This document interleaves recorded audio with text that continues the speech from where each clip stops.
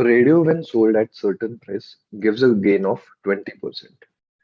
What will be the gain percent if it were to be sold for thrice the selling price?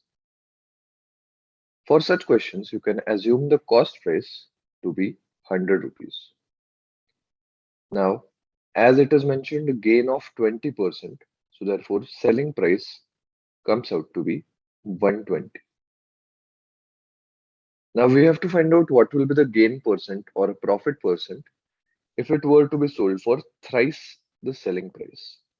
So 3 multiplied by selling price, that is 120 into 3, that is 360.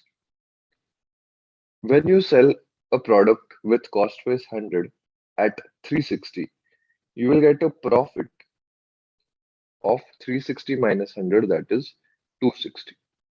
So profit percentage is equal to 260, that is profit upon cost price, that is 100 into 100. So answer comes out as 260 percentage.